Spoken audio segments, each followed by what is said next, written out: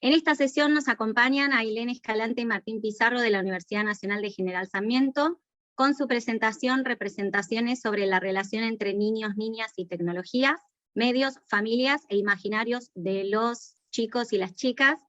Daniel Pichil y Víctor Latorre Mancilla, de la Universidad Nacional de la Patagonia San Juan Bosco, nos comparten su trabajo Crisis de medios regionales, amenazas y oportunidades de la revolución digital. Por la misma universidad, Luis Ricardo Sandoval, Marta Pilar Bianchi y Mauro Gabriel Varela presentan Anticipar el futuro, la inteligencia artificial entre ficción e imaginación.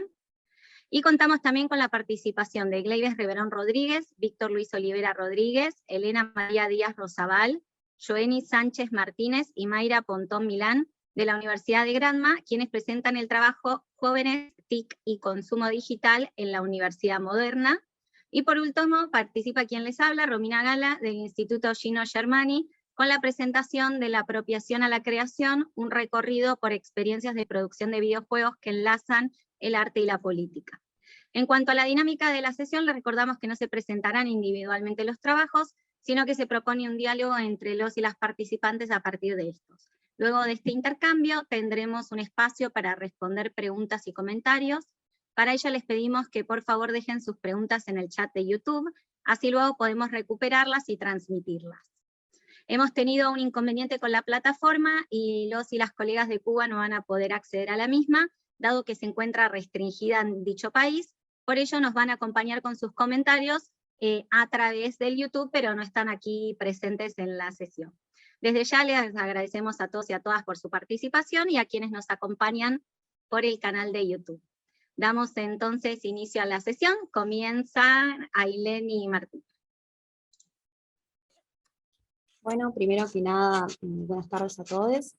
Fue muy gratificante leer cada una de las ponencias de quienes se encuentran en esta mesa y tal vez también de quienes no pudieron estar por distintos motivos, pero que han participado en estas producciones. Todos los artículos me parecieron muy interesantes y generan amplias contribuciones respecto a las representaciones y prácticas en el marco de la comunicación y la cultura digital, incluso siendo tan diversos respecto a sus abordajes y sus temáticas. Como podemos ver, por ejemplo, quienes estamos acá en esta mesa, hemos visto las distintas producciones, como por ejemplo relacionadas a los videojuegos de carácter artístico y político, vinculados a un análisis sobre el cambio de paradigma respecto a las proyecciones de las inteligencias artificiales, también de las TIC en la Universidad Moderna, y un nuevo paradigma respecto a los medios de comunicación digitales respecto a el periodismo moderno. Tienen puntos que podemos reflexionar en conjunto a fin de intercambiar distintas ideas respecto al escenario mediático actual, sin por ello dejar de considerar los distintos abordajes, contextos y maneras de relacionarnos con las tecnologías, y las desigualdades que podemos dar cuenta en los distintos trabajos, como por ejemplo desigualdades de género, económicas, políticas, y sobre la brecha digital que en algunos de estos trabajos se hacen evidentes. De esta manera, por ejemplo, el texto de Sandoval, Bianchi y Varela resulta de interés para reflexionar acerca de cómo se producen esas transformaciones respecto a las discursividades y representaciones, y ver cómo ese cambio de paradigma al que refieren se ha extendido ampliamente. Antes, pensando en los ejes centrales de las ficciones que giraban sobre el paradigma de Terminator, como mencionaban, el temor por la rebelión de las máquinas, el desarrollo de la autoconciencia, y cómo fue mutando a otra representación dominante vinculada a la incapacidad del libre albedrío, el conocimiento de la totalidad de las cosas, y de la pérdida del azar. Me pareció muy interesante sobre todo el aporte respecto a cómo observan esos cambios de discursividades en las ficciones, y también pensando en cómo mencionan los autores que en cierta forma nada termina siendo del todo ficción, todo engloba en cierta medida valores, creencias, ideologías, y cómo relacionan esto con cómo las personas piensan el futuro de las inteligencias artificiales. También retomando lo que mencionaban los autores respecto a que las historias enseñan valores, normas, ideologías, y en el caso de la ficción, argumentaban que se trata de cuentos que dan, justamente nos demuestran cómo funcionan las cosas, o cómo revelan distintas dinámicas invisibles de la vida. También uno de los aportes que me pareció sumamente interesante tiene que ver con la problemática ambiental, y ver cómo estos entrevistados, por un lado, pensaban los daños de manera irreversible en torno a los daños ambientales, pero por otro lado también hablaban de cierta esperanza respecto a cómo las tecnologías pueden estar al servicio de esta problemática. En ese aspecto me gustaría tal vez consultar cómo se podría poner la tecnología al servicio del cuidado ambiental.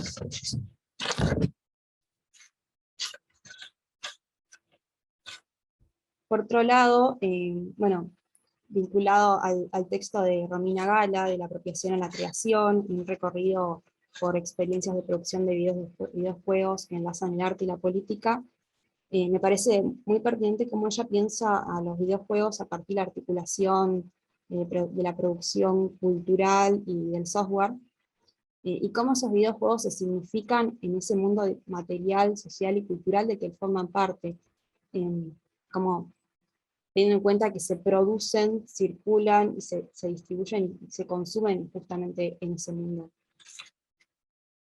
material, social y cultural. También cómo la autora da cuenta de los bienes, de estos videojuegos como bienes culturales y simbólicos que socializan valores, ideologías, estéticas, espacios de integración social.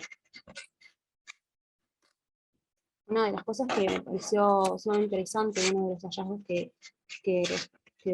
hace la autora, tiene que ver, por ejemplo, cómo por un lado estos videojuegos tal vez nos habilitan a pensar a este tipo de producciones con otras características, propósitos, valores, estéticas, y por otro lado también se observa una persistencia respecto a quiénes son tal vez los que producen videojuegos. Me quedó grabado que mencionabas respecto, por ejemplo, que en Argentina los desarrolladores independientes son en su mayoría jóvenes varones radicados en las grandes ciudades. Y por otro lado también, como muchos de los entrevistados mencionaban, que no pueden dedicarse exclusivamente a la producción de videojuegos, y que deben subsistir a partir de otras actividades y otros, que les generan otros ingresos. También, bueno, retomando este texto, me pareció muy interesante los sentidos que les atribuyen los entrevistados a sus videojuegos, cómo se reconocen ellos como autodidactas, más allá de si tienen formación o no, el interés que lo atribuyen a la infancia, me pareció muy, muy interesante ese hallazgo. Y por un lado, ver cómo dan cuenta de los videojuegos que producen como un medio de expresión, y por otro lado también esos significados que circulan en torno a quienes quizás defienden los videojuegos hegemónicos, y que denominaban como a estos videojuegos como cierta ofensa a la industria. Tal vez sería interesante expandir un poco más sobre eso, ¿no? ¿Qué argumentos o qué intereses, ideologías hay detrás de estos tipos de comentarios? ¿Y por qué se habla de una ofensa? Eso me pareció muy, muy interesante. Y respecto a este texto, este artículo, también me pareció muy bueno el comentario de cierre, y creo que sería ampliamente enriquecedor. Incluso ya es un trabajo muy, muy, muy rico, muy bueno, pero que lo va a expandir mucho más. Pensar quiénes son los que consumen estos videojuegos, qué sentidos se les atribuyen y qué diferencias se encuentran en estos videojuegos artísticos y políticos de otros de la industria. Eso es lo que menciona Romina al final, y la verdad que va a enriquecer mucho, mucho el trabajo. Por otro lado, ¿no? Pensando en el texto Jóvenes, TIC y Consumo Moderno Digital en la Universidad Moderna, de Riverón y demás autores, que describen los usos, las motivaciones y los medios con los que se relacionan los jóvenes de la universidad moderna.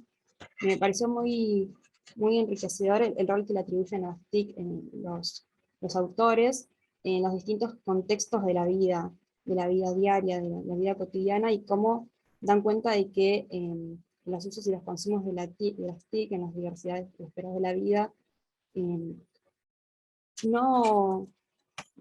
esos usos no quedan exceptuadas las prácticas educativas, no queda la educación exceptuada, y también se transforma a partir de las TIC.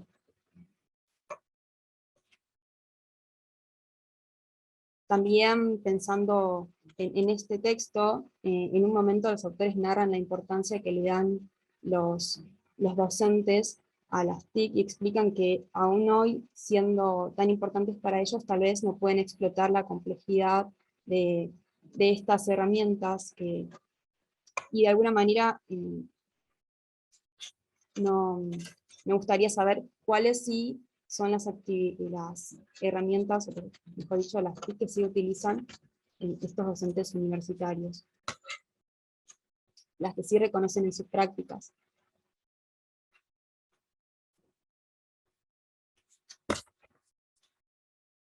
También me pareció muy significativo, a partir de lo recabado en las entrevistas, la importancia que los entrevistados les otorgan a garantizar las buenas condiciones respecto a la infraestructura comunicacional, computacional, y a la socialización del conocimiento del uso de las TIC.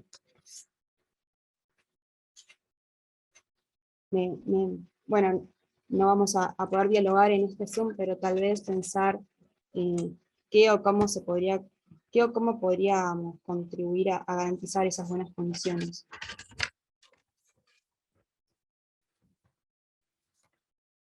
Y bueno, por último, en relación al texto Crisis de los medios regionales, amenazas y oportunidades de la revolución digital,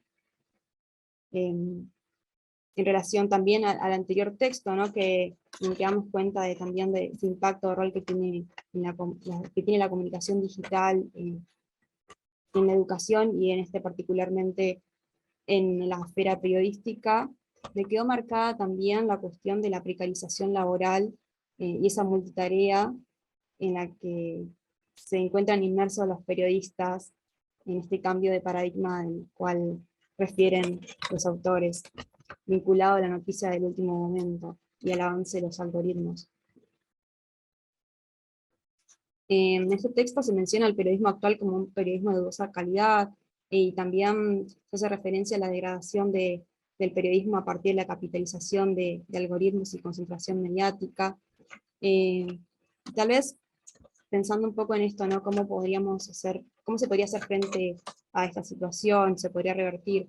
Y por otro lado, pensaba también si bien se hace un poco mención en el texto, tal vez expandirlo un poco más respecto a cómo podemos dar cuenta de los parámetros de lo que consideramos el periodismo de calidad, digamos. Esos serían mis comentarios. Bueno, gracias Ailén por tus comentarios. Continuamos entonces con Daniel Pichil y Víctor Latorre Mancilla. Bien, buenas tardes. Como somos dos integrantes en el grupo, como para poder cumplir con el tiempo establecido de exposición, nos hemos repartido el análisis. Voy a comenzar yo planteando una serie de comentarios respecto a dos ponencias, y luego va a cerrar Daniel complementando con las otras dos ponencias. De los 5 trabajos que se presentan en esta mesa, digamos que son todos de temáticas muy diversas, pero también es posible encontrar una serie de puntos de intersección entre estos distintos trabajos.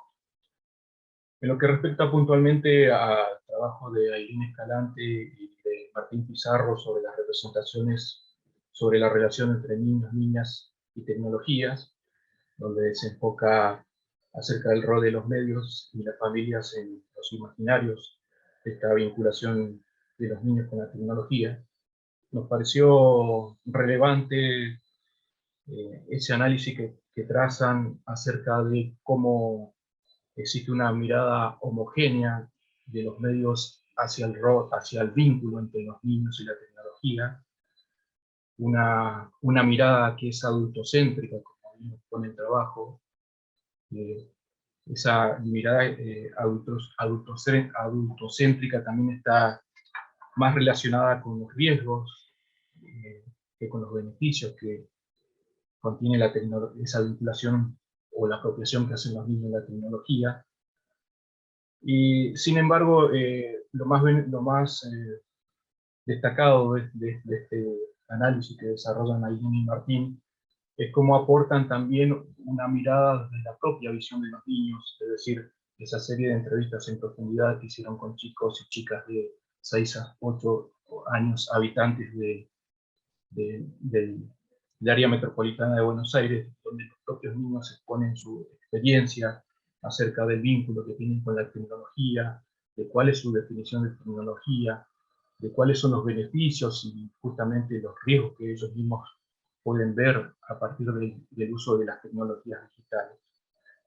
Y una pregunta que nos surge acerca de este trabajo, que es un trabajo que lógicamente, de acuerdo al desarrollo y al análisis que elaboran, queda en evidencia que es un trabajo que se desarrolló antes de la pandemia, y partiendo también desde la importancia de lo experiencial, es decir, de la experiencia de todo este tipo de análisis, la pregunta que hacemos es si han podido avanzar o si tienen proyectado avanzar en contraponer ese análisis que desarrollaron en la prepandemia y oponerlo con la visión que existe tanto de los propios padres, de las propias familias, de los propios niños, acerca del uso de la tecnología y cómo puede haber variado esa mirada a partir del lugar central que toma la tecnología en tiempos de pandemia, donde es el principal nexo de comunicación,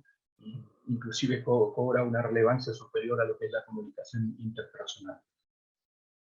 Luego, con respecto al trabajo de Romina Gala, de la apropiación a la creación, un recorrido por las experiencias de producción de videojuegos que enlazan el arte y la política, nos pareció relevante esa mirada que aporta una visión distinta acerca de lo que es la identificación tradicional que existe en cuanto a los videojuegos, es decir, la propia etimología de la palabra videojuegos lleva a identificar directamente lo que son este tipo de producciones con lo que es el mundo del ocio, el mundo del entretenimiento.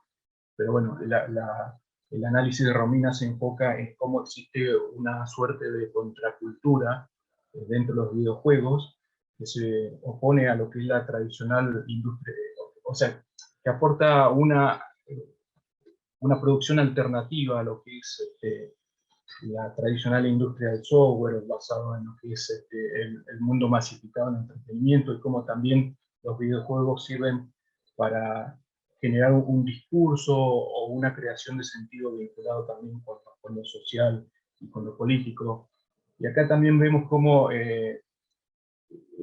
estos esfuerzos de estos desarrolladores, que muchas veces están vinculados, como bien lo señala Romina, a través de las propias entrevistas que va elaborando con los protagonistas, de cómo estos creadores de videojuegos más vinculados con un sentido cultural o incluso con un sentido político a partir de estos news games, ¿no es cierto?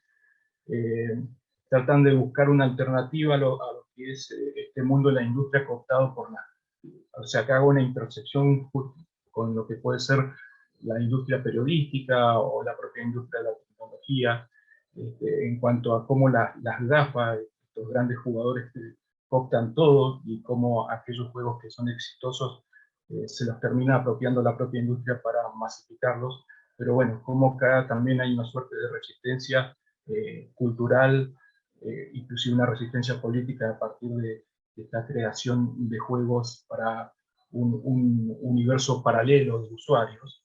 Y la pregunta que surge a partir de las reflexiones que desarrolla Romina, el trabajo de Romina está situado en lo que es el AMBA, el área metropolitana de Buenos Aires, desde la dimensión espacial y temporal. Sin embargo, el mundo de los videojuegos, el mundo de la tecnología, constituye un escenario global. Y de esa perspectiva, de esta mirada contracultural, si se quiere, que proponen estos desarrolladores alternativos, es qué lazos, si has podido comprobar si existen lazos de cooperación entre los desarrolladores de Buenos Aires con desarrolladores de videojuegos que realicen experiencias similares en otros puntos de América Latina. Esa sería como la pregunta fundamental que surge de la lectura de tu trabajo. Daniel, te doy paso para que comentes las otras ponencias. Muchas gracias. Hola. Sí, para comentar el trabajo de Luis, Mauro y Marta. Por ahí yo lo planteé, para no reiterar lo que ya se dijo, es más de las preguntas y de los puntos de coincidencia, ¿no? Esto del análisis de las series televisivas y cómo impactaron o cómo impactan en las personas. Uno de los ejes que me parece que coincide en todos los trabajos de este panel es el tema, tanto en jóvenes como en adultos, del futuro del trabajo, ¿no? Todos plantean qué va a pasar con el trabajo, no solo desde las entrevistas que se hace a periodistas, sino en el trabajo de Luis y su grupo, en las entrevistas que hacen a jóvenes que consideran el futuro del trabajo como algo no muy claro para los humanos, en esto que ellos presentan de la injerencia que tiene la inteligencia artificial cada vez más y que se ve no solamente en los videojuegos o en las series, sino también se está viendo dentro del periodismo, ¿no? Que es un poco lo que nosotros analizamos con Víctor. Y también un dato curioso que me llamó mucho la atención del trabajo es esto de que el 38,1% de los argentinos está preocupado por el uso de los datos personales, en esto del Big Data, cómo impacta o cómo está cada vez teniendo más la gente mayor conocimiento o mayor certeza de qué es lo que se hacen o qué hacen estas gafas con los datos o para qué los están utilizando, ¿no? Como que en casi todos los trabajos hay una coincidencia en estos puntos, ¿no? Otra de las preguntas que me quedó es esto de si se pueden explayar más en el paradigma de Job, ¿no? Si es un pasaje bíblico o yo lo entendí mal. ¿Cómo lo asocian al trabajo que ustedes desarrollaron en esto del análisis de las series televisivas y cómo se ha pasado del Terminator, donde la tecnología era mala, a estas nuevas series donde la tecnología es algo bueno que ayuda al humano, ¿no? Como que hay una dicotomía. En el caso de...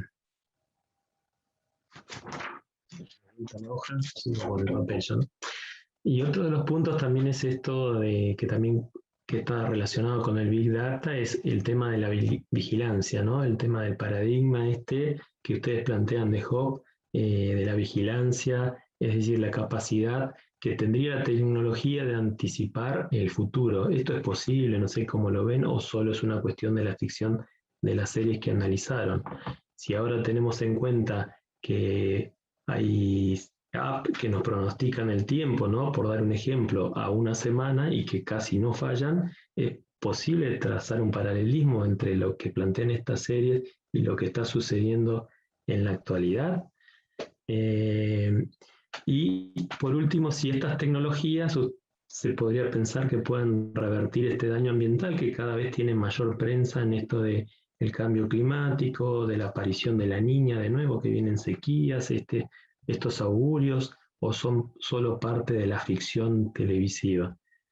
Respecto al trabajo de los colegas de Cuba, de cómo los jóvenes, las tecnologías y cómo es el consumo digital, me interesaría conocer cómo es la parte de la rutina diaria de la educación en Cuba, si hay un acceso a esta tecnología de parte de los jóvenes dentro del ámbito escolar, ¿no?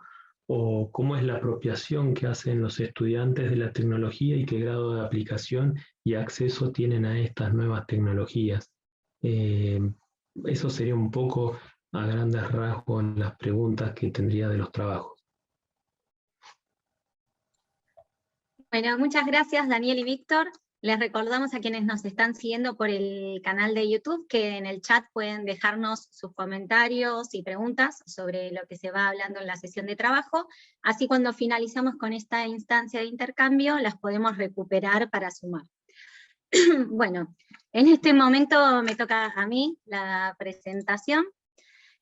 Antes que nada, bueno, quiero destacar que todos los trabajos me resultaron muy interesantes, y que también, como ya han mencionado Ailén, Daniel y Víctor, son diversos y focalizan, me parece que en diferentes aspectos y abordajes de la comunicación y la cultura digital, pero creo que todos presentan una preocupación común, o al menos la mayoría de ellos de manera explícita aparece, acerca de cómo nos representamos y significamos las tecnologías digitales, y de qué maneras estas representaciones pueden condicionar o intervenir en los procesos de apropiación de las tecnologías, y bueno, en el caso de mi presentación, en la creación de las mismas, ¿no? En este sentido, si las tecnologías y los bienes culturales e informativos digitales reproducen estereotipos, ideologías, valores, etc., si sabemos que no son neutrales, resulta entonces de interés observar a quienes las producen, cuáles son sus representaciones sobre sus creaciones, y también son sobre las condiciones en las cuales se desarrollan esas tecnologías o esos contenidos digitales. Y en este punto me resulta bien interesante la ponencia de Daniel Pichilli y de Víctor Latorre Mancilla, en la cual se hace referencia a los cambios en la producción de noticias a partir de la convergencia, y el surgimiento de nuevas dinámicas de consumo, dado el impacto de las tecnologías digitales en el periodismo, y en particular el surgimiento de las redes sociales, ¿no? En el trabajo mencionan acerca de nuevas rutinas y modalidades de trabajo, y sobre la precariedad laboral, lo cual a su vez impacta en la calidad de los contenidos que se producen. La presentación también me parece que nos invita a reflexionar sobre la concentración de la propiedad, no solo de los medios de comunicación, sino también de las grandes compañías tecnológicas, y cómo esto va afectando a la diversidad, ¿no?, de esos contenidos. Ahí me gustaría saber, como pregunta, si han indagado un poco más en cómo se han desarrollado esos cambios en las formas de trabajo en los periódicos que observan, si pueden explayarse un poquito más en eso. La cuestión esta de la relación entre las tecnologías y trabajo también aparece entre las representaciones de los jóvenes que entrevistan Luis, Marta y Mauro, a quienes les proponen pensar las tecnologías y el futuro, y aparecen representaciones que van, ¿no?, desde que todo va a estar resuelto por robots, a que van a resolver cuestiones más rutinarias, y aparece también como cierto recelo, ¿no?, sobre lo artificial en contraposición a lo humano, que eso me pareció interesante. Y de esta presentación también me parece muy interesante que propongan, bueno, como tema la inteligencia artificial y a los discursos que aparecen en diferentes ficciones como películas y series sobre la misma. Y a su vez, cómo muestran a partir de las entrevistas a los jóvenes que estos discursos cumplen un rol a la hora de imaginar los futuros con las tecnologías en general y la inteligencia artificial en particular, ¿no? Y nuevamente me parece de interés ver cómo los bienes culturales que socializan y reproducen imágenes, valores, impactan, influyen, condicionan estas maneras que tenemos de percibir ciertas tecnologías y nuestros vínculos con las mismas. En general, otra idea que aparece un poco en todas las presentaciones tiene que ver con la percepción de las tecnologías como positivas, en cuanto favorecen o permiten la conexión con los otros y las otras, permiten compartir o expresarse, y por otro lado aparecen como los aspectos negativos, ¿no?, como el control, la preocupación por la calidad y la diversidad de los contenidos, y como dicen Luis, Marta y Mauro, también aparecen ciertas ambigüedades, ¿no? En uno de los entrevistados recuerdo que mencionaban esta relación sobre la conciencia de la gobernamentabilidad algorítmica por un lado, y al mismo tiempo cierta incredulidad sobre el prejuicio que eso les pudiera ocasionar, ¿no? Y ahí, cuando la leía, ¿no? Se me vino la presentación de Ailén y de Martín y el análisis de noticias que hacen para conocer cómo se representan a los niños, las niñas y las tecnologías en los medios, que me parece que también es interesante para conocer cómo en los medios de comunicación, ¿no? Se presenta y representa a la inteligencia artificial, ¿no? Cuáles son las informaciones que se brinda sobre ese tema. Y por este lado, la ponencia de Ailén y de Martín me vino muy bien porque focalizan en la infancia y en los videojuegos, ¿no? En las entrevistas que he realizado a los desarrolladores, que esto lo mencionaba Ailén, aparece mucho la referencia a la infancia como el momento donde se despierta su interés con las tecnologías en general y los videojuegos en particular. Esta relación que es señalada por otros investigadores entre las prácticas lúdicas en la infancia y la elección posteriormente de una carrera, por ejemplo, relacionada a tecnologías, ¿no? En videojuegos, la brecha de género resulta constitutiva, ¿no? De las formas que va adquiriendo la industria cultural. Entonces quería saber si Ailén y Martín habían observado diferencias en las representaciones de los niños y niñas en base al género. Y también me resultó interesante que mencionan a la figura del adulto o de la adulta y el autodidactismo al observar cómo aprenden los niños y las niñas, que es algo que también lo mencionó Ailén, que en mis entrevistas a desarrolladores de videojuegos aparece esta mención, ¿no? El autodidactismo es frecuente como formación y muchas veces aparece la figura del adulto, y lo digo masculino porque generalmente es un adulto varón, que motiva y que acerca a las tecnologías, ¿no? Y por otro lado, me parece interesante este hallazgo de que las representaciones mediáticas y las representaciones de los adultos y las adultas tienen coincidencias entre sí, pero no se corresponden directamente con las formas de vida de los niños y niñas entrevistadas y su relación con las tecnologías. Me parece que sería interesante observar qué sucede a medida que van creciendo, si hay cambios, si esas representaciones y esas formas sí se van acercando, ¿no? Y también lo tomo como para reflexionar un poco sobre mi trabajo, que me resulta de interés también pensar qué representaciones mediáticas hay sobre los videojuegos en el ámbito local, ¿no? Y cómo los adultos y las adultas se los representan y se los presentan, se los ofrecen, desde qué lugares a los niños y a las niñas, ¿no? Creo que otro aspecto que también aparece, así como un hilo conductor entre toda la brecha digital, en el caso del medio videolúdico, estas brechas digitales y de géneros, como decía, estructuran el campo de la producción cultural de videojuegos, lo cual genera inequidad en la distribución del capital económico, simbólico e intelectual en el sector. Con respecto al trabajo de Gleivis, Víctor, Elena, Joenis y Mayra, me interesa destacar en primer lugar su punto de partida, que señalan que los hábitos de consumo culturales y su relación con la construcción de la identidad y la ciudadanía, y cómo el uso y la apropiación de las tecnologías puede contribuir a los procesos de enseñanza y aprendizaje.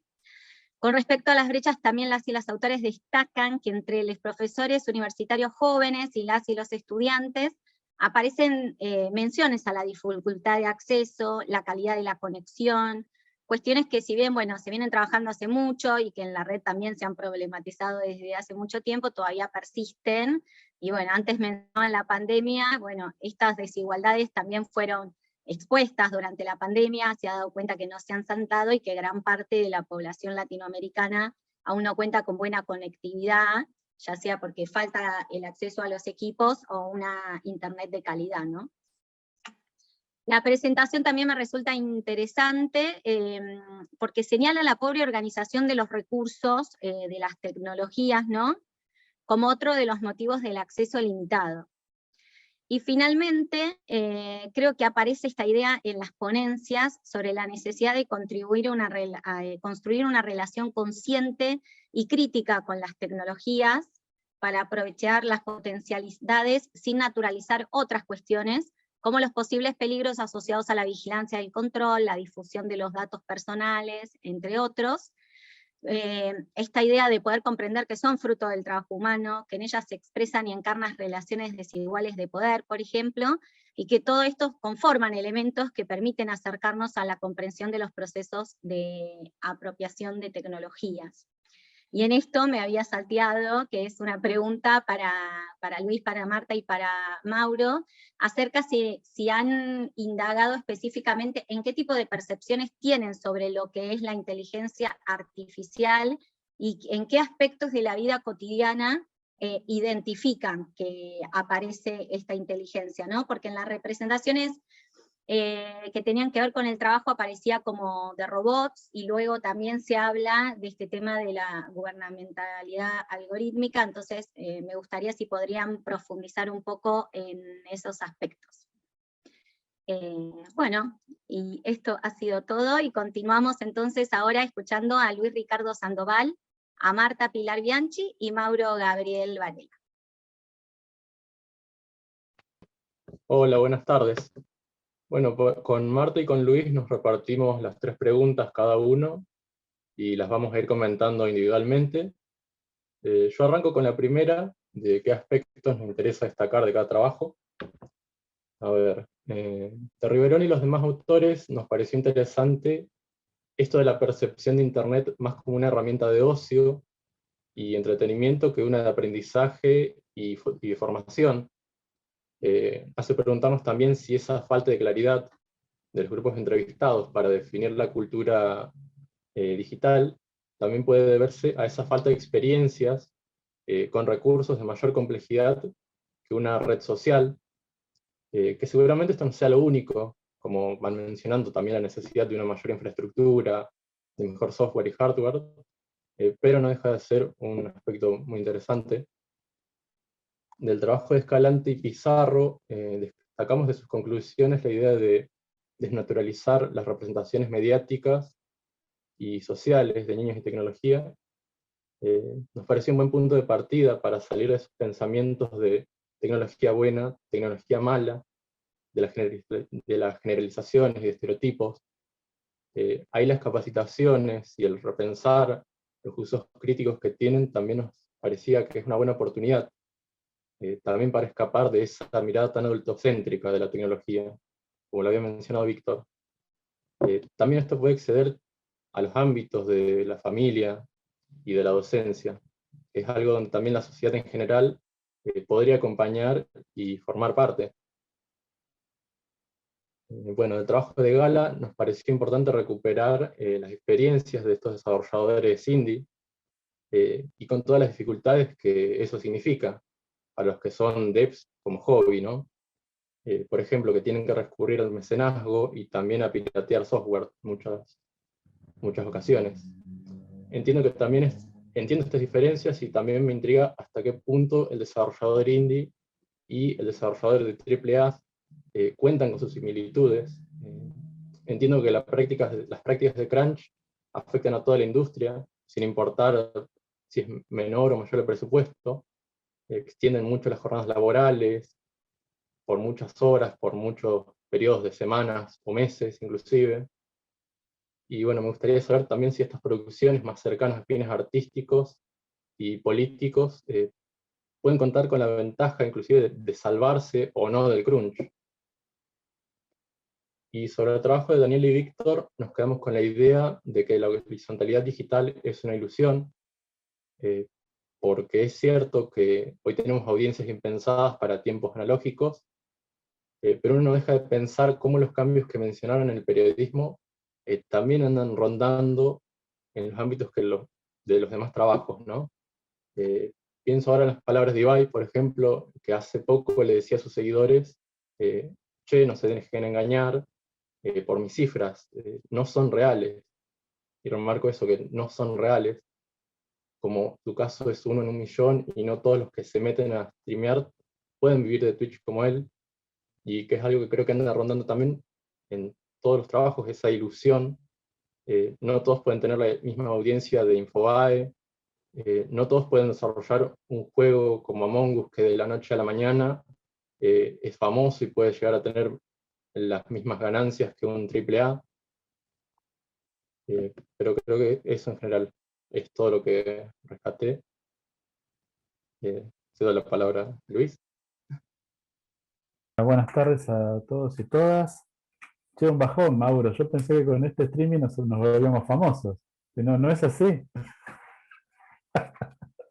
Bueno, la segunda pregunta tenía que ver con las contribuciones que veíamos en la lectura que hacíamos de cada una de las ponencias. Voy a empezar con la de Gleivis, Víctor, Joenis y Elena. Lástima que no puedan estar acá compartiendo el espacio. Y eso a mí me hizo pensar, o lo hablábamos con Marta y Mauro, en cómo esta ponencia se relaciona con la propia historia de la RIAT, bueno, que es el encuentro que estamos celebrando, ¿no? Que ya estamos por casi 10 años, y, y donde el foco de inicio de nuestra relación, de nuestras conversaciones, tenía mucho que ver, como dice el nombre de la red, con la apropiación y con los usos de las tecnologías. Y eso es un área que sigue necesitando que se fortalezca en términos de análisis de casos empíricos, de sumatoria de investigaciones, más allá de que todos pensamos que es necesario ampliar el foco hacia otros momentos del proceso de apropiación o hacia otras problemáticas relacionadas con el uso, la incorporación, las tecnologías en términos generales, pero me gustaría decir siempre preservando la idea de la necesidad de mantener el análisis, parte del análisis en el uso. Porque bueno, sin uso no hay proceso de apropiación posible. Y ahí me parece que bueno, esta contribución de nuestros colegas cubanos es un aporte interesante en cuanto al desarrollo del caso específico y que dialoga con otros. Bueno, paso el chivo en el libro que vamos a presentar dentro del momento de presentación de libros el viernes.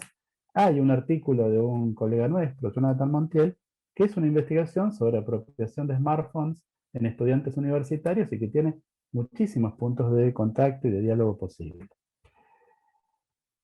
Hay una cosita que es un detalle que a mí me parece que sería interesante y es el uso que hacen de la categoría de consumo, que estuvo presente curiosamente también en el panel de apertura esta mañana. ¿No? Apareció el consumo, volvió a aparecer García Canclini, Consumidores y Ciudadanos. Dicen Gleivis, Víctor, Jenny y Selena, como una de sus conclusiones, que dicen, no es tanto una sustitución de unas prácticas culturales por otras nuevas, es una modificación en cuanto a la manera de realizar el consumo cultural. A mí me llamó la atención esta conclusión. Por un lado es contraintuitiva, porque estamos recontra acostumbrados a decir que hay un montón de cosas nuevas, y acá lo que está planteando, bueno, esto no es tan nuevo, sino que es una forma diferente de nombrar lo mismo. Bueno, eso es una cosa para discutir, me parece que hay que explorar. Creo que todos tenemos conciencia de que hay una distancia enorme entre el prosumidor activo que se nos vendía en los años 90 y el tipo que pone me gusta en Twitter, y uno dice, bueno, no, ¿qué diferencia hay? ¿Cuál distancia hay entre eso y mirar televisión? Bueno, es una cosa que me parece que necesitamos discutir teóricamente y empíricamente, ¿no? Con aportes empíricos. En algún sentido, yo creo que respecto a contribuciones hay una cosa compartida entre la ponencia de Romina y la de Daniel y Víctor, que tiene que ver con esta ampliación del foco y que está puesta en llevar el foco al momento de la producción. O sea, después de mucho esfuerzo y muchas toneladas de investigaciones sobre el uso, bueno, ¿qué pasa desde el otro lado, el lado de la producción? Con cosas que, bueno, son muy diferentes, como ya se fue señalando. En el caso de Romina hay una indagación muy particular sobre un caso específico que me parece que es muy valioso como caso, que es el de los desarrolladores de videojuegos políticos y artísticos, y esta cosa como de articulación entre el empleo, la empleabilidad y el activismo, no sé si podríamos decir así, si Romina estaría de acuerdo, y el desarrollo de los videojuegos como una cosa que articula esas dos esferas de la vida. Bueno, muy interesante esto de que este señalamiento de la mayoría de varones. El último libro de Barico, de Game, es interesante y tiene dos cosas de contacto. Una es que para Barico el juego es la metáfora organizadora de la revolución digital, llamémoslo así, para ser breves. O sea, no es una cosa marginal, más allá de que sean marginales en nuestras propias investigaciones. Cuantitativamente uno dice, bueno, ¿cuántas hay de cada cosa? Y las de videojuegos no son tantas. Pero es para el ordenador, y por otro lado es una forma que tiene que ver con un grupo de no solamente varones, ¿no? Sino blancos y angloparlantes. Y esa es la matriz ordenadora de la cultura del siglo XXI. Bueno, hay un montón de cosas para hablar. Respecto al artículo, a la ponencia de Daniel y Víctor, yo me quiero referir a una sola cosita. Me parece que es una especie de llamado de alerta sobre el periodismo en la actualidad. Es muy interesante, es algo que en el marco de la red no hemos abordado tanto, pero que es imprescindible que incorporemos, y me parece que también es imprescindible que lo pongamos en relación con el otro lado, que son las transformaciones en la ciudadanía, de las que fue motivo el panel en la actualidad. Pero me parece que no hay que olvidarse que la ciudadanía moderna se constituyó en torno a una prensa que tenía determinadas características, pero que ofrecía una forma de ver el mundo y de conformar la agenda. Y no puede ser lo mismo leer medios generalistas más o menos ordenados e informarse por las fake news de WhatsApp. Me parece que todavía no tenemos muy claro cómo se están transformando la construcción de las subjetividades ciudadanas en relación a estos procesos de transformación que Víctor y Daniel también muestran. Bueno, y en el caso del trabajo de Ailén y de Martín, me parece que hay muchos puntos de contacto con nuestro propio trabajo, que presentamos con Mauro y Marta, por esta preocupación, que es otra manera de ampliar el foco, una preocupación sobre los imaginarios y sobre las discursividades sociales que van prefigurando y constituyendo, no sabemos en qué medida, pero creemos que en alguna medida, las propias formas de apropiarse de las tecnologías, de usarlas, de conceptualizarlas. Bueno, todo eso me parece que son puntas para destacar. Le dejo el paso a Marta. Bueno, ¿qué tal? Buenas tardes a todas, a todos. Un cariño especial a nuestros colegas cubanos que no han podido acompañarnos en el Zoom, pero que están siguiéndonos. Bueno, cuando charlábamos con Mauro y con Luis sobre las ponencias de este panel,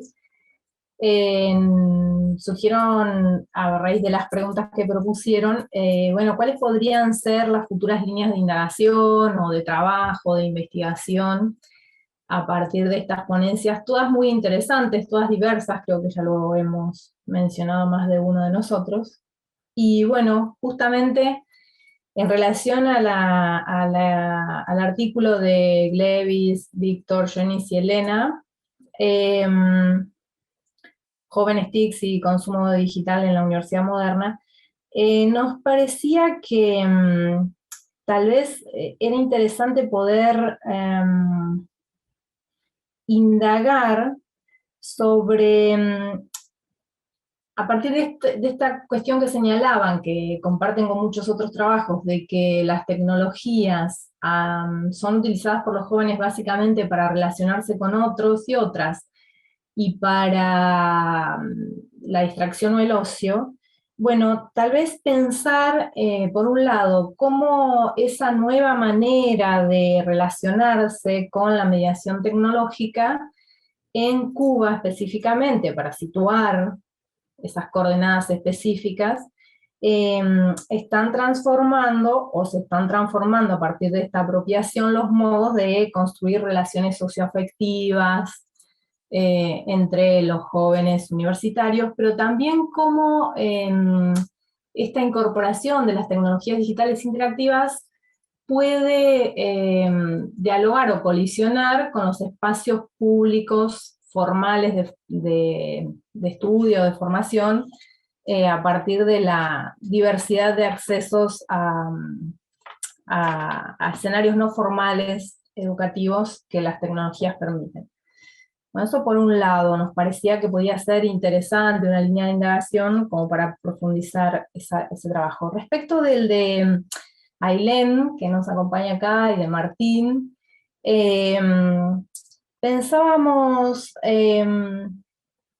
que sería súper interesante extender un poco la investigación respecto de cómo los adultos más jóvenes que tienen a cargo niños y además son de sectores populares, se representan a las tecnologías, sus riesgos, sus beneficios y sus grises, ¿no? Que nos parecía lo más interesante, los grises que aparecen, las ambivalencias, y en relación con eso las prohibiciones o habilitaciones que los adultos, o la administración de las tecnologías por parte de los adultos, ¿no? Respecto de los críos. Y bueno, y de fondo también, y conectando con el de Romina, cómo nuestros adultos y también los adultos a cargo de niños y nuestros niños se siguen situando preferentemente en el lugar de consumidores, ¿no? Pero no se piensan a sí mismos como productores, y acá entonces se nos disparaban algunas ideas respecto de, no solo de trabajos de investigación, sino de intervención o de propuestas de políticas públicas que creemos que son una deuda en América Latina. Hoy también en los paneles iniciales de la ARVIAD lo mencionaban, que tiene que ver con impulsar políticas educativas que promuevan la incorporación del lenguaje de programación o la incorporación de la enseñanza de la programación en los espacios escolares formales. Y también pensando en achicar esa brecha que señalaban de género y también de posición social o de posición geográfica, ¿no? Las grandes ciudades versus el interior, etc. Entonces, ¿cómo trabajar a largo plazo para que esas brechas pudieran cerrarse, combinando estas investigaciones que revelan esas desigualdades con proyectos específicos que pueden ser de distinta escala, pero a largo plazo seguramente, que trabajen un poco en contra de esa lógica que parece que se nos está instalando, ¿no? A partir de las prácticas que tenemos. Y bueno, y finalmente en el trabajo de Daniel y Víctor, y un poco en sintonía con lo que planteaba Luis respecto de la construcción de la esfera pública, de la ciudadanía, ahí nos preocupaban un par de cosas que tal vez podrían dar lugar a investigaciones. Algunas se han abordado en otras regiones, pero ¿qué pasa en la nuestra específicamente, no? Primero, bueno, ¿cómo se están reconfigurando específicamente las prácticas periodísticas en nuestro territorio a partir de la incorporación de las tecnologías digitales interactivas? Y cómo se combina la contribución de los ciudadanos, por ejemplo, a la construcción de la noticia, en términos de producción de noticias, ¿no? ¿Qué lugar se les da además? Y después sí nos preguntábamos en esta cuestión de cómo los algoritmos te recortan las noticias, cómo progresivamente grandes empresas se apoderan de los espacios de noticias y te las dejan a medida en el celular, etcétera, para no ahondar en esto, pero nos preguntábamos qué pasa con lo local y con la construcción del imaginario y del conocimiento específico sobre los acontecimientos que tienen que ver con el territorio. ¿Qué imagen de territorio se construyen los lectores de medios periodísticos digitales? Que se nos ocurría que debe haber diferencias con los tradicionales, y entonces esto sí conecta con lo que planteaba Luis, y charlábamos hoy con Mauro también, de bueno, qué pasa con la ciudadanía, con las formas de activación política, con el conocimiento efectivo del territorio, y la posibilidad de intervención como ciudadanos activos, ¿no? Bueno, nada, todos trabajos súper interesantes. A mí me parece que abordan temáticas que venimos trabajando y que se pueden profundizar en investigaciones, intervenciones, contribuciones desde la red. Gracias. Bueno, muchas gracias Luis, Mauro y Marta por sus comentarios. Entonces, ahora sí, ya que terminamos, vamos a dar paso a responder las preguntas que fueron surgiendo. Ahora no sé si quieren que mantengamos el mismo orden o alguien tiene ganas de comenzar a responder las preguntas que le hicieron los otros expositores y expositoras. Si quieren que se las recuerden o si tomaron nota.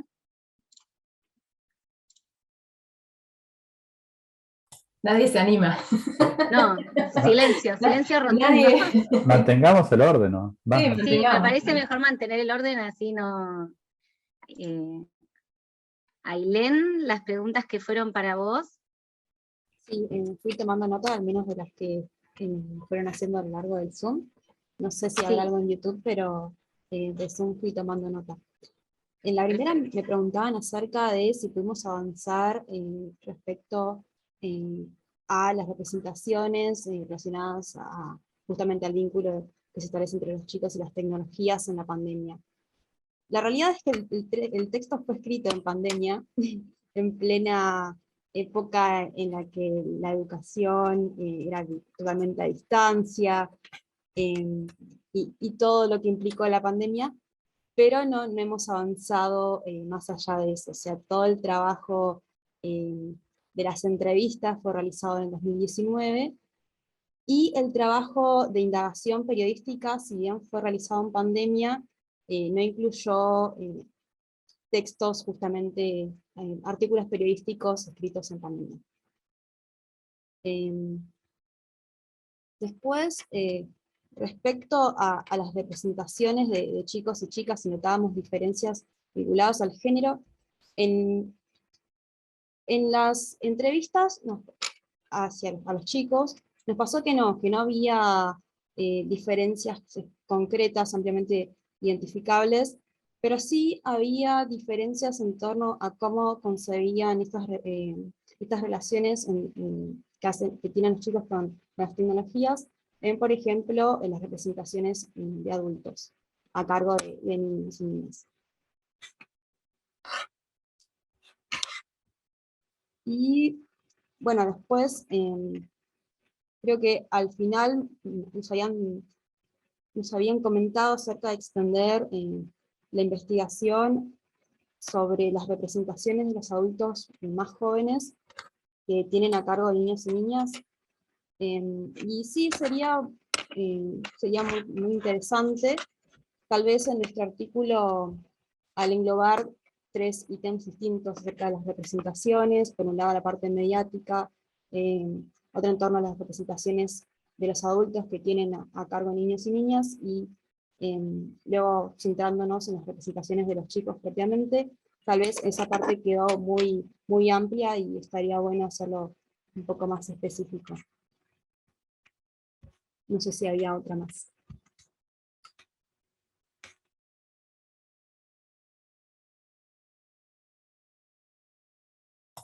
Igual se me ocurría que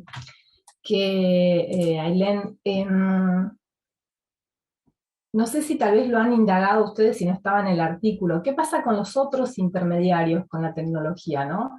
Los pares, los hermanos mayores, los que presentan la tecnología también facilitan los caminos, ¿no? Aquello que Margaret Mead señalaba como la cultura prefigurativa, donde los adultos pierden un poco de... Entonces por ahí los adultos son como los administradores de la norma, esto se puede, esto no, en determinadas edades, pero progresivamente van perdiendo ese lugar, ¿no? No sé si eso lo han indagado o no.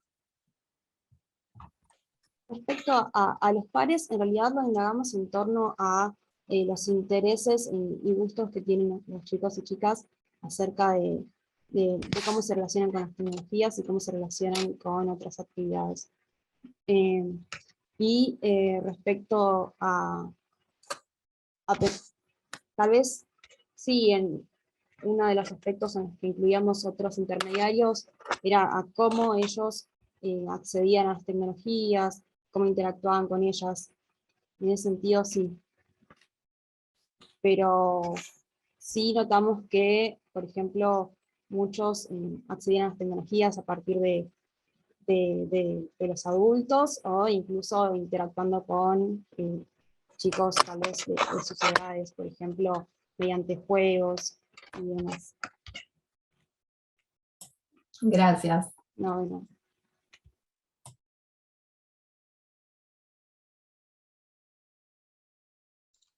Bueno, si podemos seguir, con Víctor y Daniel para que respondan las preguntas, y podemos ir interrumpiéndonos o dialogando si surge alguna otra pregunta para que sea un poco más dinámico el intercambio, ¿sí? Así no queda tan dado. Bueno, hola, sí. Respecto a la pregunta que nos hacían al cambio de la forma de trabajo, partiendo de nuestra experiencia y a partir del trabajo que han hecho desde universidades de Patagonia Norte, especialmente Comahue, con los cuales tenemos intercambio, las características que tienen en los medios nativos digitales, la producción de información es una creciente participación femenina, cosa que antes era impensada en los medios tradicionales, rutinas periodísticas de largo aliento, se puede decir, extensivas, sin horas de corte, que eso habla un poco de lo que planteábamos en el artículo de la precarización laboral, ¿no? Cada vez es más el tiempo que uno trabaja, las 24 horas muchas veces, los 365 días del año, y esa precarización se da con el no corte o la falta de sindicalización, podría decirse, del periodismo, ¿no? En esto de conseguir trabajo o buscarse un ingreso, también lo que detectamos es que muchas de esas personas que trabajan en estos medios nativos digitales tienen más de un trabajo, ya sea generalmente en relación al periodismo o en relación a otros temas como puede ser la educación. En esto también encontramos otro factor que es la multitarea, es decir, el periodista o la periodista que realiza una nota y esa misma nota la graba con su celular y la vende a un sitio web o a una radio o trabaja para un diario, esto de la multitarea, o genera posteriormente un podcast para colgar en determinado sitio web. Como que se ha dado un cambio en las rutinas periodísticas, muchos de estos sitios nativos digitales generan sus propias rutinas o son autónomos o proponen temas, pero eso no quita que muchos dependan de las gacetillas o el periodismo de escritorio, ¿no? Esto que preguntaba Marta respecto a cuál es la relación entre el territorio y los ciudadanos en los nuevos medios. Cada vez es más lejana la relación entre el periodismo y el territorio, cada vez se baja menos al territorio y se espera sentado detrás de un escritorio a que llegue la información para poder reproducirla. Después otro de los factores que detectamos con Víctor es el tema de la falta de verificación de fuentes, esto de que lo que llega se reproduce, lo cual ya conduce, como todos sabemos, a la denominada fake news, ¿no? Noticias falsas, ¿no? Que son tan comunes. Son las características que hemos encontrado. Y otra de las características es que la mayoría de las personas empleadas en los medios nativos digitales son estudiantes universitarios o graduados universitarios. No sé, Víctor, si querés agregar algo que me haya olvidado. Resumiste con tu respuesta a varias de las preguntas que habían formulado en la mesa. Puntualmente ahí la pregunta inicial era una pregunta de Ailén de cómo se diferenciaba qué se entendía o qué se entiende por periodismo de calidad y cómo se observa esa degradación de la calidad periodística en este entorno digital caracterizado por la precarización, no solamente por la precarización laboral, sino por la precarización de los contenidos, es decir, esta tiranía del minuto a minuto o de la actualización constante, lo que lleva a que la realidad se presente de una forma muy fragmentada. Parece que los acontecimientos noticiosos, o sea, por valorar el último momento, los acontecimientos noticiosos muchas veces se presentan como inconexos, es decir, parece que un acontecimiento periodístico que está ocurriendo en este momento no tiene ninguna relación con acontecimientos ocurridos en el pasado. Esa perspectiva se trabaja muy poco con el background, con los antecedentes periodísticos, que es una de las características justamente, o de las premisas del periodismo de calidad. Otra de las grandes premisas del periodismo de calidad es, como lo señalaba Daniel, no solamente la verificación, sino también la pluralidad de fuentes. Y Marta la pregunta de Marta sobre la participación de la audiencia, como si en este escenario de interactividad existe un lugar para la participación de la audiencia. Yo diría que la participación de la audiencia es más bien marginal y está reducida a lo que es la posibilidad de comentar las noticias en un espacio que muchas veces inclusive se va fuera del sitio de noticias y que se traslada a la fanpage que ese medio de noticias tiene en Facebook. Y lo que sí, que en lugar de crecer el protagonismo de la audiencia, lo que crece es el protagonismo de la fuente. Porque, como bien decía Daniel, el periodismo, que una de las características del periodismo es salir a las calles y establecer un vínculo entre la ciudadanía y los medios de comunicación, justamente a través de poder desarrollar el ejercicio periodístico en las calles. Ese ejercicio periodístico se ve reducido a un trabajo de escritorio, multitarea, donde quien provee los contenidos no es ni siquiera el periodista, sino que hoy en día son los gabinetes de comunicación o los equipos de comunicación institucional de los gobiernos, de las empresas, que son los que ganan protagonismo como fuentes, también explicando qué temas de la agenda son los que estos medios le van a dar relevancia dentro de su agenda temática. Y otro aspecto que mencionaba Daniel era que, a partir también de una de las preguntas del panel, que era si esta realidad por ahí que nosotros observamos en lo que es Comodoro Rivadavia o el Chubut como escenario de nuestra investigación se observa también en otros lugares de la Argentina. Como bien lo señalaba Daniel, investigaciones similares que han desarrollado en Río Negro y Neuquén a través de la Universidad de Comahue, o en todo lo que es Mendoza, Córdoba, Santa Fe y Buenos Aires a través del Observatorio de la Universidad de Cuyo, que lidera Esteban Zunino, han llegado a conclusiones similares, es decir, la multitarea, una degradación de la calidad periodística, el bajo uso de fuentes, y bueno, y también todo esto va de la mano con una crisis de lo que es el modelo de negocio del periodismo, es decir, las empresas periodísticas tradicionalmente se nutren o lo que tiene que ver con la forma de financiamiento de la producción periodística, básicamente ha sido históricamente, de forma histórica, los ingresos publicitarios, y hoy esos ingresos publicitarios inclusive están siendo devorados aún para los pequeños medios regionales por estos grandes jugadores que son las GAFA. Es decir, hoy en Argentina estamos en una época de campaña electoral, donde, por ejemplo, lo que es el financiamiento de la propaganda que los medios políticos publicitan o generalmente invertían en publicidad en los medios tradicionales, es decir, en las empresas periodísticas tradicionales. Hoy en día esa publicidad está yendo a motores de búsqueda como Google, a YouTube, es decir, uno ingresa a YouTube y se va a encontrar con la publicidad o la propaganda de un político de Comodoro Rivadavia o de Chubut, cuando tradicionalmente esos ingresos publicitarios iban a los medios. Inclusive en eso los medios están perdiendo protagonismo, en que la fuente de financiamiento se lo están llevando inclusive estos grandes jugadores. Por ahí, lo último para agregar, que por ahí mencionó Víctor, es otro de los componentes o variables que vimos es que muchos medios nativos digitales tienen un mecenazgo, es decir, nacen porque una empresa o una persona con dinero los apoya, es decir, tengo mi propia prensa para que nadie me pegue, que compite contra los medios tradicionales, o también lo que se ve es esto de la agrupación o el gran conglomerado donde medios grandes comen a los chiquitos, ¿no? Eso se ve mucho en el interior del país con medios que son de capital, que fueron comprando a medios chiquitos y repiten el esquema, ¿no? Es un poco para cerrar. Muchas gracias.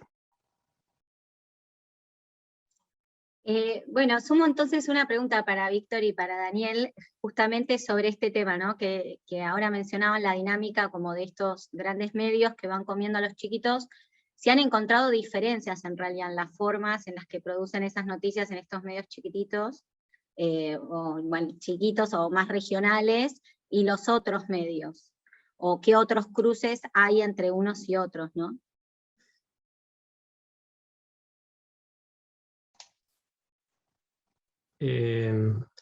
En la producción de la información, nosotros lo que encontramos es, por ahí Víctor es el que más sabe del tema, que hizo una investigación hace poco sobre esto, es que en todos coinciden desde hace un par de años y a partir de la pandemia, como explicamos en el artículo, incrementó el cierre de los medios regionales que nosotros denominamos o medios pequeños del interior del país, no solo en la Argentina, sino en todo el mundo. La pandemia llevó al cierre de muchos medios y al despido de muchas personas en los medios tradicionales, lo cual lleva a esta precarización y al surgimiento de estos nuevos medios o reforzar estos medios nativos digitales que eran una segunda o tercera línea en la cantidad de conexiones o usuarios y ahora están en primer lugar, ¿no? No sé, Víctor, si quieres agregar algo o si está respondido.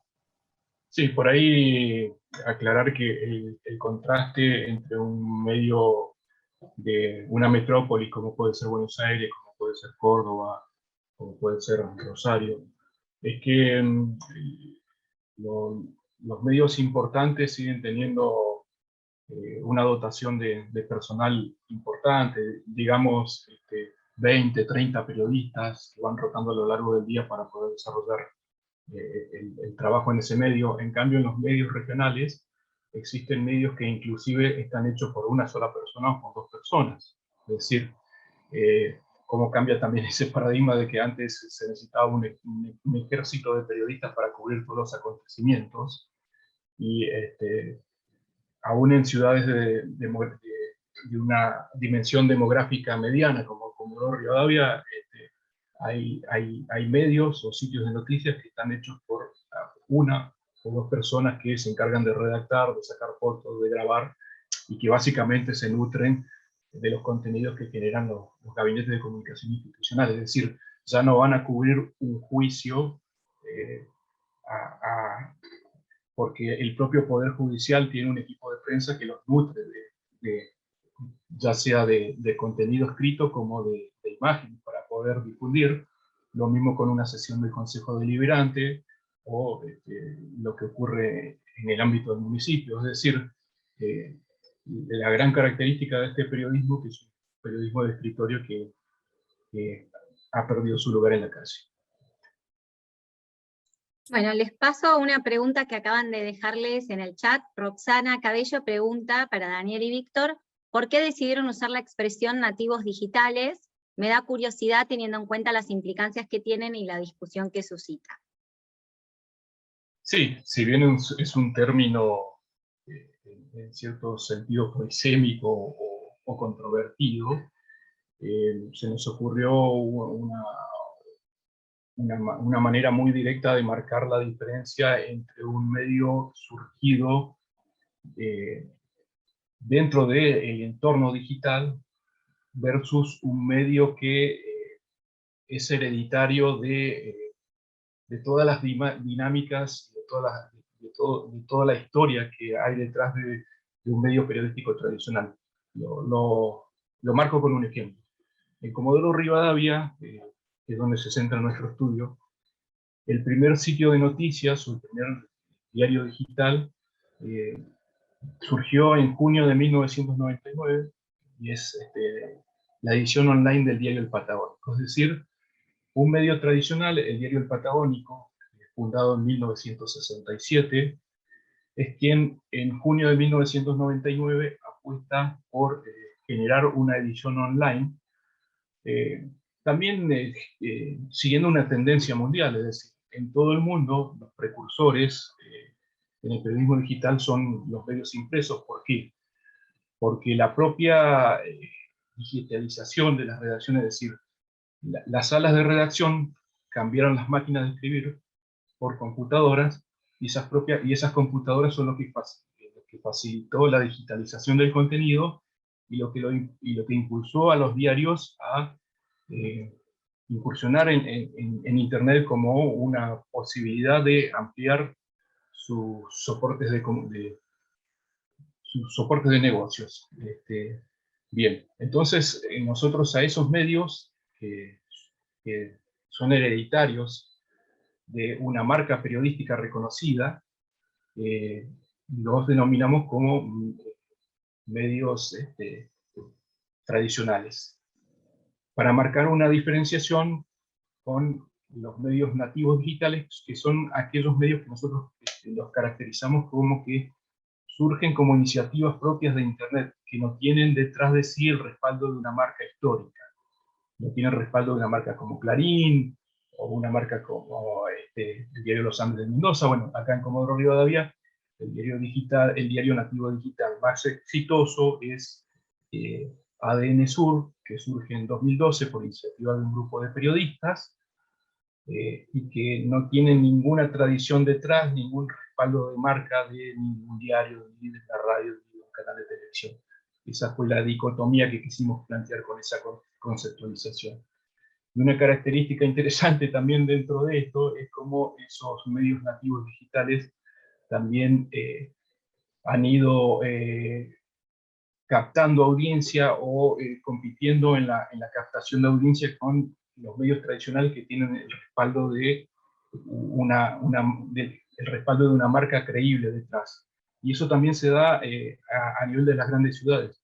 De hecho, vemos cómo hace 2 años, antes de la pandemia, en 2019, se marcó un hecho histórico que fue Clarín históricamente lideró los rankings de audiencia digital en Buenos Aires y en Argentina.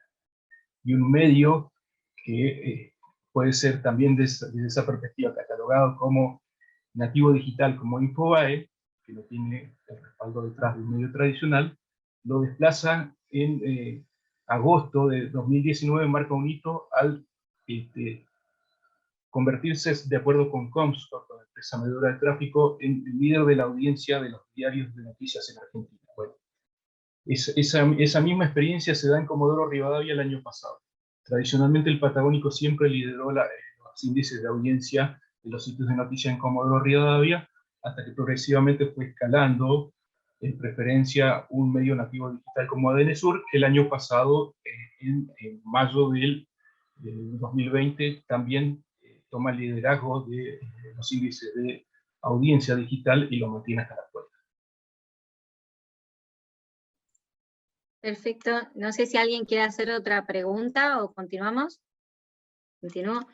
Bueno, en mi caso, Ailén me había preguntado que en un momento en la ponencia, bueno, yo recupero un dicho de uno de los desarrolladores que dicen que los acusan de ofender a la industria con sus videojuegos, y ese comentario lo hace a razón del tipo de videojuegos exactamente que producen, que sean tan breves, la calidad, la estética que eligen, los contenidos, venía para ese lado. En general, este tipo de videojuegos son videojuegos que requieren de pocas cosas para poder desarrollarse, que se pueden hacer muy rápido, sobre todo los que tienen que ver de noticias. Eso es necesario porque tienen que salir al calor de la noticia misma y no tan a posterior, ¿no? Realmente necesitan tener un proceso de desarrollo que sea breve, y como el contenido, que a veces puede llegar a ser, bueno, bastante polémico o no, y este tipo de producción de que no lleva tanto tiempo de desarrollo, ni hay una preocupación por la calidad, etcétera, y hace que reciban ese tipo de comentarios.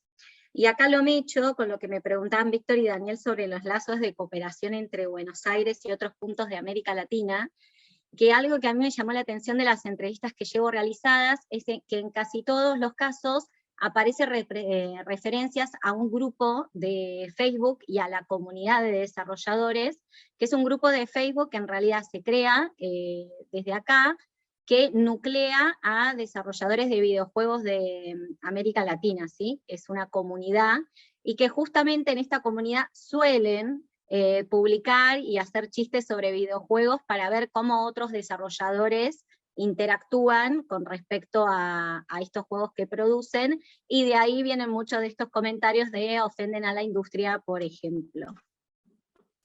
Y después me habían preguntado las similitudes entre el indie y el crunch. Sí, la industria de videojuegos, en eso por ahí lo podríamos pensar bastante como lo piensan desde los cambios en estas rutinas. El crunch hoy es algo que es frecuente en el desarrollo de videojuegos, pero estos videojuegos en los que yo observo en particular quienes los desarrollan están a cargo de todo el proceso productivo, de hecho se autofinancian y circulan por otros circuitos que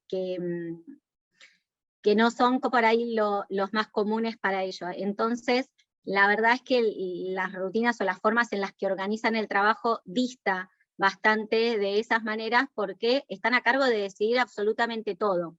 De hecho, por ejemplo, uno de los equipos, de los colectivos que desarrollan videojuegos políticos que entrevisté, a contraposición del otro, que es al que me preguntaba Ailén, en este caso ellos tienen este proyecto, ¿no? Formaron este colectivo de videojuegos políticos, pero también tienen una empresa que fundaron de desarrollo de videojuegos, ¿no?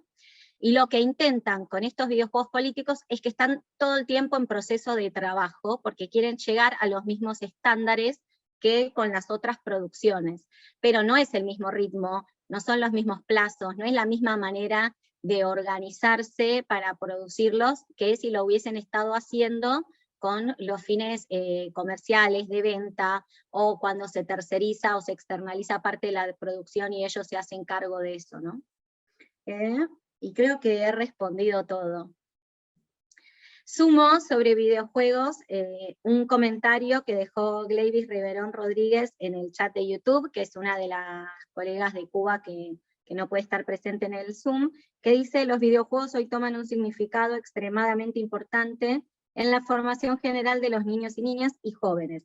Es vital cómo se permita desde la familia el uso adecuado de los mismos.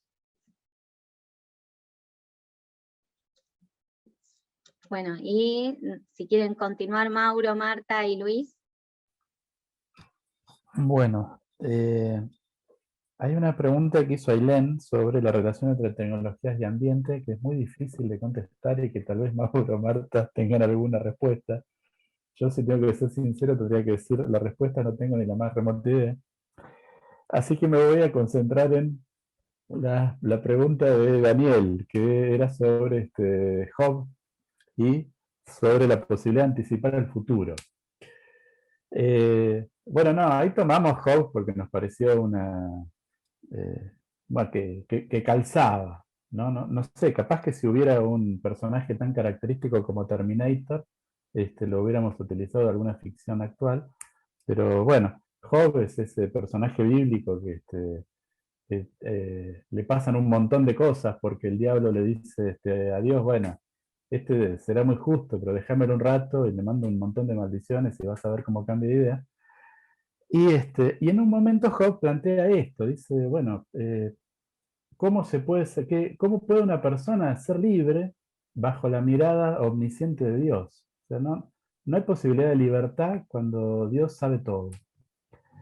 Y esa es la idea que nos parece que está presente en estas ficciones sobre la inteligencia artificial que tratamos de analizar, ¿no? La idea de una mirada omnisciente que por lo tanto no deja posibilidades para una libertad real.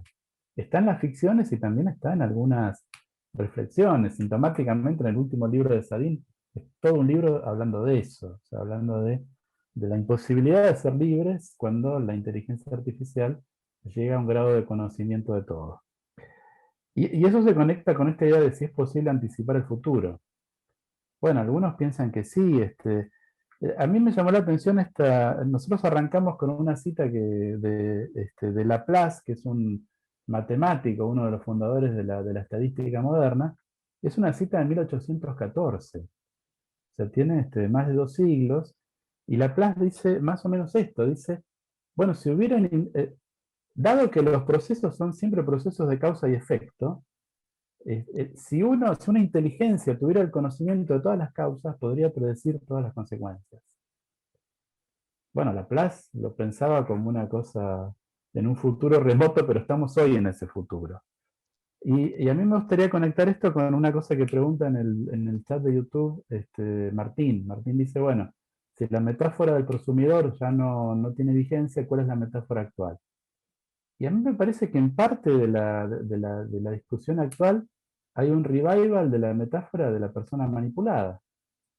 Claro, acá va a haber seguro algún estudiante de comunicación escuchando lo que decimos y va a decir, no, pero eso es la vuelta de la teoría de la aguja hipodérmica. Bueno, pero no sé, hay algo ahí que está dando vueltas, no sé en qué medida con realidad, o sea, con grado de concreción, de factibilidad, y en qué medida con imaginarios del miedo, pero que me parece que es interesante conversar, discutir, analizar, tratar de ver qué pasa por ahí. Bueno, luego había una pregunta de Romina específicamente que me parece que es mejor que la conteste Marta.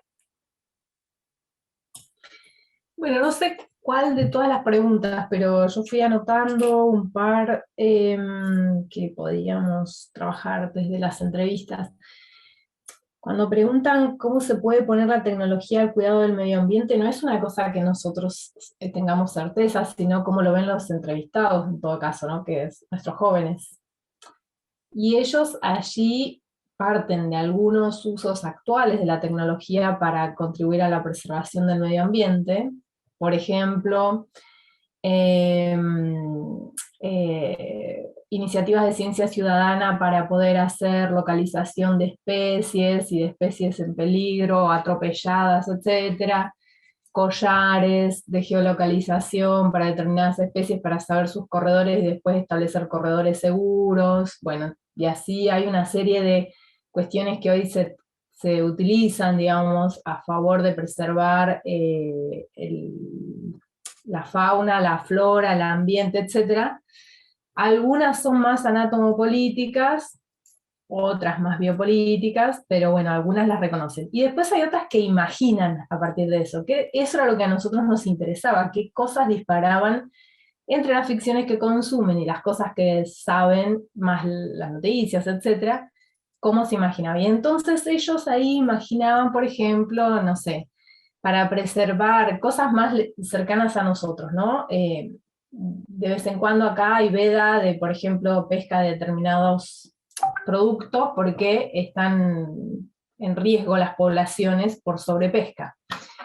Entonces, por ejemplo, imaginaban una especie de control del cupo de pesca con un monitoreo satelital y armaban una cosa así muy interesante de ejercicio imaginativo de poner las tecnologías al servicio de la preservación específica, por ejemplo, de esa especie. Y combinaban en sus imaginarios cosas de mucha esperanza como estas con cosas de mucha desesperanza. O sea, hay contradicciones todo el tiempo, son constitutivas también, no solo del momento presente, lo que vivencian, sino también de lo que imaginan, ¿no?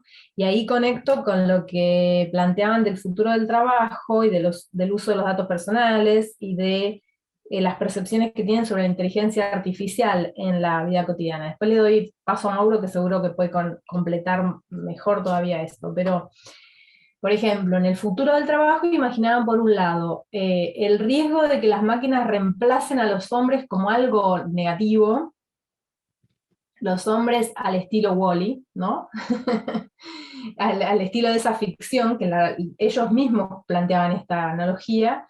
Y por el otro lado también el lugar de los gobiernos sosteniendo lo que las personas necesitan para poder sobrevivir a partir de una especie de renta única universal.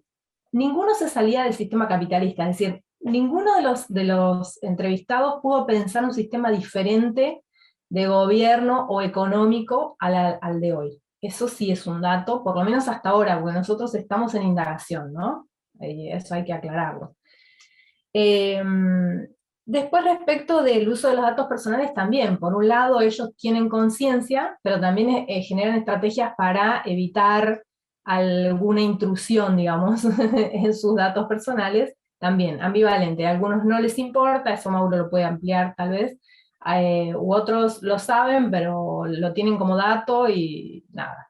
Y otros lo utilizan a favor. Y después, respecto de las percepciones que tienen sobre la inteligencia artificial en la vida cotidiana, ¿qué cosas reconocían ellos? Bueno, reconocían cuestiones muy cercanas a su experiencia, como es de esperar, por ejemplo, el reconocimiento de las caras en las publicaciones de Facebook, ligándolo a algún... o, por ejemplo, los conjuntos de fotos de personas conocidas que te llegan mediante determinadas aplicaciones. ¿Qué más? Las escuchas de los bots y la oferta de publicidades en relación con eso, en el celular, a través de las redes sociales después, o por ejemplo, ¿qué más? Las experiencias que han tenido con bots estableciendo consultas en páginas web de determinadas cuestiones, por ejemplo, en páginas web de la obra social o cosas por el estilo. Esas son las cosas que sí reconocían. Y las cosas que saben que existen y están en experimentación, pero que no las han podido experimentar de primera mano, como por ejemplo los autos tipo Tesla, que se manejan solos, ese tipo de cosas, las conocen, las pueden imaginar, pero todavía no las experimentaron, obviamente. Maurito, no sé si vos querés completar, agregar. Quería agregar algunas cosas que, bueno, por cuestiones de espacio, también nos quedan un poco afuera de todo el análisis, pero que salieron mucho en las entrevistas. Bueno, podríamos mencionar, bueno, ese escepticismo por ese uso de datos, de la Big Data también, de que, bueno, mucho salió esto en los entrevistados que nos mencionaban también, está bien, pueden tener parte de mí, pero todo eso no significa que tienen todo mi ser, por así decirlo. Internet puede saber parte de mí, pero no todo de mí, y creo que ahí es cuando marcan esa distancia que hay entre, bueno, las redes sociales que, bueno, recolectan todos sus datos y su opinión en serio en decir, bueno, acabo mi distancia y se termina todo eso. Da igual cuánto me vigilen, ya es como algo dado, algo aceptado, es como una regla de juego aceptada. Al momento de usar cuestiones que no quedaron afuera, cuestiones como la sexualidad, el duelo, el derecho de imagen post-mortem. Por ejemplo, a muchos entrevistados les llamó la atención esta cuestión de, bueno, hasta dónde tienen que avanzar las inteligencias, por ejemplo, para el caso de la sexualidad. Puede haber una inteligencia artificial que, por ejemplo, haga sexting, por ejemplo. Y eso, hasta ahí se generó una discusión, porque había algunos entrevistados que tenían esta postura de, bueno, tiene que desarrollarse todo lo posible, esta inteligencia, para ser lo más auténtica posible a un humano. Que el placer sea igual al de un humano. Pero después otros tienen otra postura, que era que ese desarrollo tiene que parar, tiene que estar hasta cierto punto. Tiene que necesariamente esas inteligencias desarrollar, por ejemplo, sentimientos, emociones como el dolor. Y ahí, bueno, entráramos en esas discusiones que decimos, bueno, son muy interesantes y, bueno, también forman parte de la vida cotidiana. Pero bueno, nos quedan ahí. Lo mismo con el derecho de imagen post-mortem. Claro, son entrevistados muy jóvenes y no piensan en la muerte, y cuando se trae esta pregunta es como bastante fuerte también en el pensar, bueno, las inteligencias artificiales el día de mañana que no estemos, pueden llegar a reemplazarnos, pero hasta qué punto cada uno se animaría a ceder el derecho de imagen para que, bueno, se pueda desarrollar alguna inteligencia artificial que actúe más o menos similar a la persona fallecida. Igual eso me hizo acordar, Mauri, a las discusiones que surgieron sobre, bueno, por ejemplo, la posibilidad de que toda la información que radica, digamos, y que constituya una persona, que radica en el cerebro, se pueda traspasar a una máquina para prolongar la vida. Esas fueron discusiones súper interesantes, que además tenían que ver con, bueno, ¿cuál es el límite para los cyborgs? ¿Hasta dónde, o cuál es el lugar donde se es auténticamente humano y donde la máquina no puede reemplazarte de ninguna manera? Y ahí dispararon cosas interesantes que todavía no hemos terminado de discutir y procesar, pero, por ejemplo, bueno, para algunos el tema de los sentimientos era una cosa que, como vos decís, Maurito, no puede reemplazar la máquina, ¿no? Para otros era, bueno, el cerebro es el lugar auténticamente humano, no hay máquina que pueda resolver, porque además es el cerebro el que programa la máquina y que la capacita para. Y en todo caso, cuando la máquina pueda revelarse al estilo Terminator, hay que detenerla. Para eso somos humanos que generamos las máquinas. Entonces recuperaban ese lugar del control que además les traía cierta calma, ¿no? Cierta serenidad. Claro, pero más que nada la tranquilidad de decir, bueno, no dejan de ser cosas más allá de todo.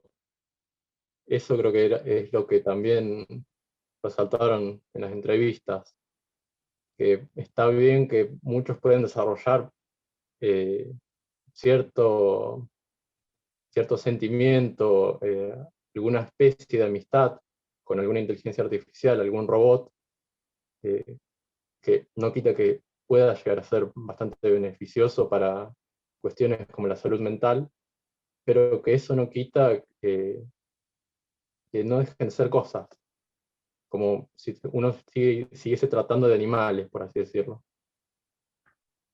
Hay una cosa que me parece interesante comentar y es esta. Nosotros desde el comienzo teníamos la idea de comparar el análisis de las ficciones con lo que nos decían los entrevistados. Pero no le dijimos a los entrevistados esto. O sea, no lo dijimos. Y sin embargo, hay un montón de ejemplos de películas y series que los entrevistados trajeron a colación. Marta mencionó esto, vamos a hacer como Wall-E. Pero hay un montón. Bueno, no le pegamos con ninguna en relación a las que analizamos nosotros, esas no las mencionaron, pero bueno, mencionaron otras más. Y, hay un momento en el que Morley hace una reflexión sobre la importancia de los consumos culturales, de la industria cultural, para la conformación de la memoria histórica, de la memoria biográfica, ¿no?, de cada uno. Pero me parece que acá hay otra cosa ahí que son recursos cognitivos. Eso es muy interesante, es decir, especialmente para pensar aquellas cosas que están más lejos de la experiencia inmediata. Bueno, lo que aparece como forma de explicar son los consumos que se hicieron de la ficción. Eso es una cosa bastante interesante, me parece, para seguir explorando. Bueno, y acá el anime japonés tiene su lugar privilegiado entre los jóvenes. Bueno, nos extendimos con el tiempo. Unos comentarios que dejaron en el chat y no sé si alguno o alguna quiere hacer un comentario breve, porque ya estamos en tiempo para ir cerrando la sesión. Martín dice, coincido Luis, incluso Sadin quizás un buen exponente de ese retorno de la aguja hipodérmica, es decir, muchos de los autores de puntas que leemos para temas de punta andan manejando esas hipótesis tecnofóbicas. Y Flavia agrega, esto último que dice Luis me hizo pensar que este imaginario del miedo puede participar de lo que Fisher describe como realismo capitalista y la imposibilidad entonces de imaginar alternativas. Sin embargo, nunca hay captura total, hay que seguir pensando. Bueno, no sé si alguien más quiere hacer algún comentario o ya damos cierre al panel. Con esto es todo, cumplimos en horario, es hasta -4. Bueno, entonces muchas gracias a todos y a todas por las presentaciones y por los intercambios y las recomendaciones, y también a quienes nos siguieron por el canal de YouTube. Y nos seguimos cruzando en los días siguientes en el encuentro y hoy más tarde.